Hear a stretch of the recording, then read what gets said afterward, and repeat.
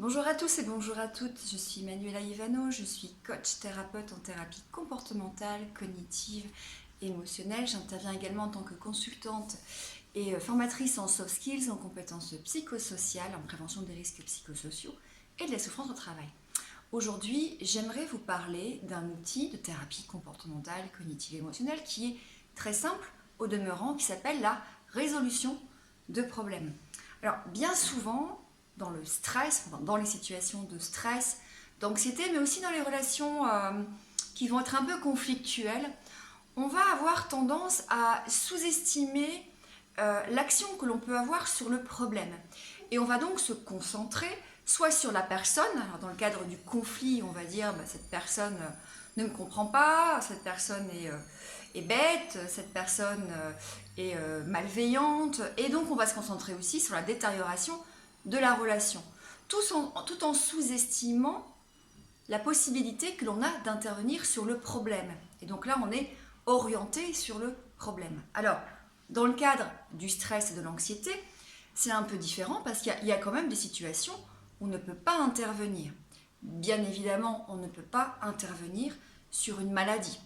Dans ce cas-là, on ne va pas se concentrer sur le problème, mais on va bien mettre en place, en tout cas utiliser les outils qui vont nous permettre d'intervenir sur notre personne, sur notre acceptation et sur notre gestion des émotions, notre gestion du stress, notre gestion de l'anxiété.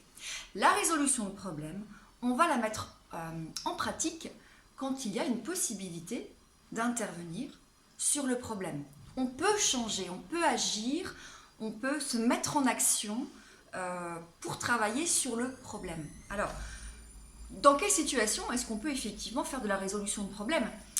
Un licenciement, par exemple, on peut dire et poser les choses et dire qu'est-ce que j'ai comme solution? Est-ce que je décide de profiter quelque temps de mes indemnités Pôle emploi pour profiter de la vie? Est-ce que je décide de créer mon entreprise? Est-ce que je fais tout de suite, je vais retravailler tout de suite mon CV? Est-ce que derrière je vais faire un bilan de compétences? On va analyser le problème, l'objectif qui va être souhaité, d'accord, pour résoudre ce problème, et forcément mettre en place, en tout cas mettre en évidence différentes solutions. Alors comment fait-on effectivement de la résolution de problème? On vient identifier le problème, on va le noter. On va identifier éventuellement l'objectif qu'on aimerait atteindre potentiellement, mais on va surtout aussi noter les différentes options, les différentes solutions qui s'offrent à nous. Et on va les noter sans censure. Bien évidemment, ce qui est difficile avec la résolution de problème, c'est que parfois on est tellement happé dans ses croyances que l'on va voir les solutions qui sont les nôtres et on ne va pas voir toutes les solutions. D'où l'importance parfois de se faire accompagner par un thérapeute, par un coach, ou même demander l'avis d'amis bienveillants, de parents bienveillants, qui n'ont pas subi la même situation, la même pression, le même stress, la même anxiété que nous, et qui peut-être ont d'autres croyances, d'autres vécus, vont avoir des solutions, des options. Je reprends la vidéo parce que nous avons été coupés par l'intervention de mon fils, donc j'ai dû faire un montage.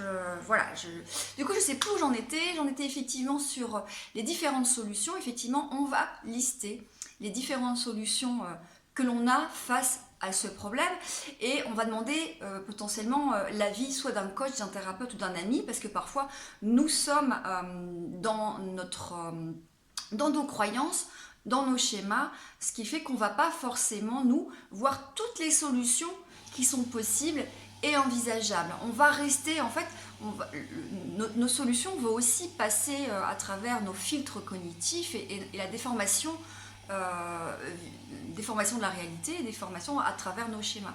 Donc c'est intéressant quand même de peut-être essayer de sortir du cadre habituel que l'on a, demander peut-être des avis à des amis bienveillants, mais aussi peut-être aussi de se faire accompagner par un coach ou un thérapeute qui va vous amener à cette ouverture, sans vous donner peut-être des solutions toutes faites. Une fois qu'on a identifié toutes ces solutions, on va poser les solutions par écrit, donc on va mettre des colonnes, et là on va poser les avantages, les inconvénients, les conséquences à long terme de chaque solution. Forcément, le fait de poser les avantages, les inconvénients, les conséquences à long terme de chaque solution, ça va vous permettre peut-être aussi d'avoir plus en conscience les points positifs et les points négatifs de chaque solution pour pouvoir en dégager une solution qui vous semble être la plus appropriée. Une fois qu'on a identifié la solution la plus appropriée, on peut éventuellement essayer de la travailler en imagerie, mais ça on va plutôt le faire en thérapie, en coaching, peut-être qu'à la maison c'est un peu plus difficile. Et là on va essayer de la mettre en application. Alors bien évidemment en thérapie, une fois qu'on a identifié la solution, on met en place un plan d'action pour arriver à cette solution. Quelles sont les ressources dont j'ai besoin ? Quels sont les moyens dont j'ai besoin en termes de savoir-faire, en termes de savoir-être, en termes de formation, en termes d'aide financière, en termes de réseau social, pour pouvoir mettre en place un plan d'action concret et tester la solution. On teste la solution, on voit ce que ça donne. Si ça ne donne pas grand-chose, on passe à la deuxième solution que l'on avait identifiée. Voilà comment fonctionne la résolution de problèmes. En théorie, c'est très simple. En pratique, c'est un peu moins compliqué. C'est un peu moins simple, un peu plus compliqué, excusez-moi. Pourquoi ? Parce que d'une part, quand on est dans des situations difficiles, on est vraiment parfois dans le stress, dans l'anxiété. Alors ce qui est différent dans le relationnel, même si là c'est peut-être la colère qui peut parfois l'emporter, mais quand on est dans l'émotion, c'est un fonctionnement en voie courte, on va être un peu moins dans la raison. Donc c'est aussi parfois difficile de travailler sur de la résolution de problèmes quand on est débordé émotionnellement. C'est pour ça que souvent, les gens qui vivent des licenciements, des divorces, ils vont parfois travailler un peu sur ce qu'on appelle là la personne. Donc je travaille sur mes émotions, sur ma gestion de la colère, du stress, sur mes solutions internes, pour pouvoir après peut-être travailler sur le problème et être dans toutes mes capacités de raisonnement, mes capacités intellectuelles pour pouvoir prendre une décision. Bien souvent aussi, quand on est dans l'état de stress, d'anxiété, dans un débordement émotionnel, on va être plutôt dans la rumination. Et la rumination, en fait, c'est une fausse solution, puisqu'on a l'impression en fait qu'on retourne le problème dans tous les sens, mais en fait la rumination n'amène à aucune solution, à aucune mise en action. Donc effectivement, quand on voit qu'on est en train de ruminer comme ça, alors il y a deux solutions, c'est peut-être de se dire voilà, je m'autorise à ruminer de 18h à 19h sur ce problème, ou alors je me rends compte que cette rumination ne m'amène à aucune solution, aucune mise en action, et là je vais faire de la résolution de problème. Voilà un peu pour la résolution de problème qui effectivement en théorie est très simple, en pratique plus compliqué parce qu'il faut le poser, parce que souvent on a des œillères par rapport à nos schémas, parce que souvent on est dans l'émotion. Et donc se faire accompagner, c'est aussi une bonne solution, que ce soit par un coach, par un thérapeute, par parfois aussi un ami bienveillant, mais bien souvent moi je dis attention, l'ami ne reste qu'un ami. L'ami n'est pas un coach, sinon ça devient votre coach et ce n'est plus votre ami. Voilà, prenez soin de vous et à très bientôt.